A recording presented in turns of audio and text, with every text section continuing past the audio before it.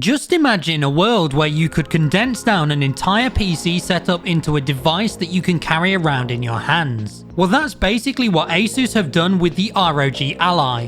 Handheld gaming has been coming back with a vengeance in 2023, and this might just be one of the most crazy devices yet. So sit back and enjoy as we take a look at ROG's new venture into handheld gaming. Now, the ROG Ally has been around for a couple of months, and I'm pretty sure any fan of either tech or gaming has seen it mentioned everywhere. And there is a very good reason for this. When I was invited to an early virtual pre-release preview of the device, I was extremely excited by the prospect of having such a powerful handheld gaming device available. So when I finally got my hands on it, I was extremely excited to put it through its paces and see if it lived up to the hype. Inside the box you have the Ally itself, which of course we will get onto shortly. You also get a box containing the warranty information and instruction manual, then the USB-C power adapter, and the power supply and plug.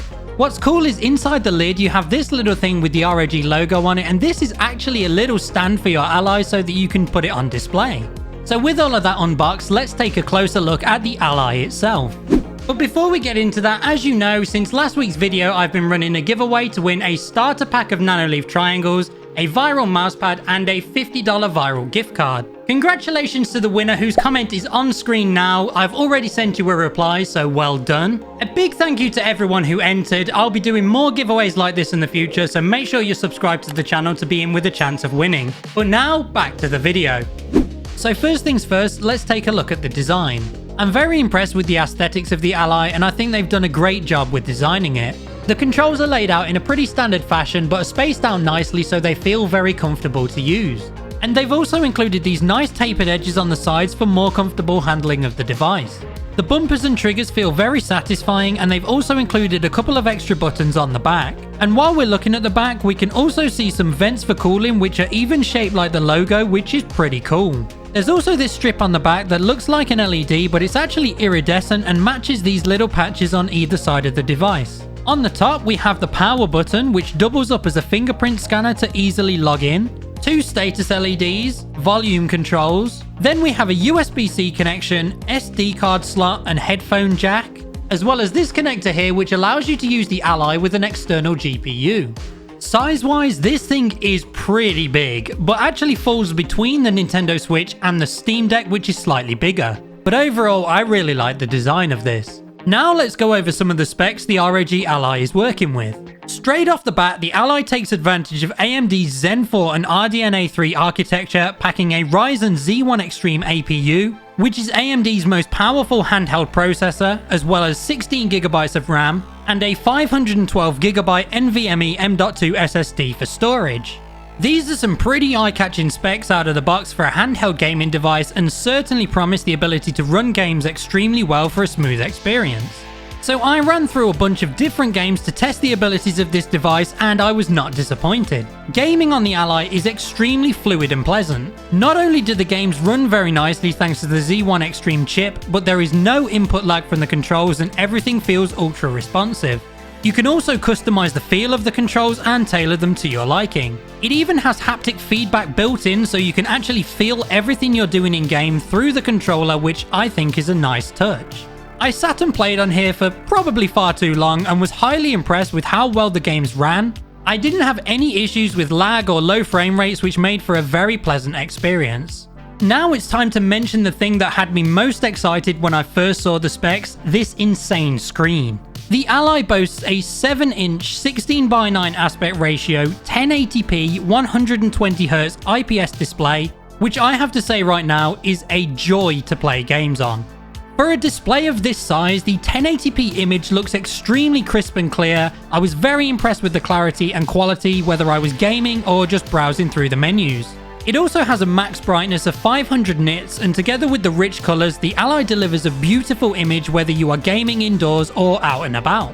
Gaming is meant to be a fun and pleasurable experience, and with this display, the Ally has certainly delivered an extremely high standard and one that other devices on the market struggle to come close to. Moving on to the sound quality now, and this is another area that the Ally does not disappoint. There are two speakers on the front, either side of the screen, and these support Dolby Atmos and Smart Amp, which immerses you in your games without any distortion. It also has two-way noise cancellation to filter out any errant background noises from incoming or outgoing audio when using voice chats. These speakers sound fantastic for a handheld device and deliver a much fuller and richer sound quality than I was expecting. Definitely very impressive for gaming or just watching media. It also helps that the fans cooling this device are extremely quiet. Even when running in higher performance modes, the fans are quiet enough to not interfere with your gaming experience, allowing you to focus on enjoying yourself. In terms of the actual games you can play, the Ally supports everything that you could play on a Windows 11 PC. You can install apps such as Steam, Xbox Games Pass, PlayStation Remote Play, and more, giving you a large library of games to play. And most of these can just be used normally with the controls on the Ally. However, I found that this doesn't work with the PlayStation Remote Play, so you do need to connect a DualShock controller via USB in order to use it. You can, however, download PlayStation Plus, and if you have a subscription, you can play games on here without the need for a controller. What's really handy is that you can install these apps directly into the game library, which has its own dedicated button on the front of the device, meaning that with a single press you can access all of your games and quickly navigate into other apps like Games Pass or Steam, saving a lot of time. Sometimes these apps don't show up straight away in the game library, but it is very quick and easy to just add them in manually.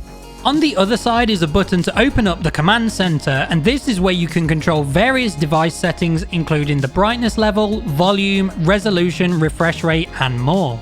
You can even toggle on and off the real-time monitor to track things like your CPU, GPU, and your FPS counter. And you can also switch between performance modes depending on whether you want the all singing, all dancing turbo mode or something a little lower to save on the battery life. So now seems like a good idea to talk about that battery life, and this is one of the few drawbacks I've noticed with the Ally. During filming and regular playing, I had to plug the device in multiple times because the battery just seemed to drain exceptionally quickly. I was running in performance or turbo mode for a lot of gameplay, and within an hour it was sometimes losing up to 50% of its battery level. Of course, this will vary depending on what settings you are running, and these can all be adjusted in the control center to find a good balance between gaming experience and battery life. But overall, I have to say this was definitely a little disappointing. Now, other than gaming, this is a full Windows 11 device, so it can do all the things that you would on a PC or laptop. If you fancy sitting and browsing YouTube for some of my other videos, you can do. You can also install other apps like Spotify, streaming services like Disney Plus, or even Microsoft Office if you wanted to. Although I probably wouldn't recommend writing an essay whilst using the Ally. So, is the Ally actually worth buying? The Z1 Extreme version will set you back $699, although there is a cheaper version in the works which will cost $599. But that is still a big chunk of money, so should you depart with that much cash for this device? Well, if you're looking for a portable gaming device which is capable of running basically every game that you can think of from PlayStation and Xbox to Steam and more, and is also essentially a handheld PC, this is certainly an excellent choice. It's marketed at gaming, which is of course the primary purpose, but the fact that this is a Windows device and allows you to do so much more, it really sets the Ally aside from other handheld gaming devices on the market. Games run beautifully on here thanks to the Z1 Extreme processor, look incredible on this 7-inch 1080p screen, and sound fantastic thanks to the Dolby Atmos speakers. It also looks great, feels incredibly comfortable to use, and if you can look past the questionable battery life, I definitely think this is a device worth getting. Of course, let me know your thoughts in the comments. Have you tried the Ally for yourself, or are you just wondering whether to pick one up? Let me know. And if you don't have any thoughts, just drop your favorite game down in the comments. It all helps with the algorithm. If you enjoyed the video, please drop a like, and don't forget to subscribe to the channel if you want more review content like this. You can also check out my other socials like TikTok, Instagram, and X for more, and I also have a Discord server if you want to hang out and chat even more. Thank you all for watching, and I'll see you very soon in the next video. See you later. Oh, you shouting? You trying to say hello to everybody? Did that come down the mic?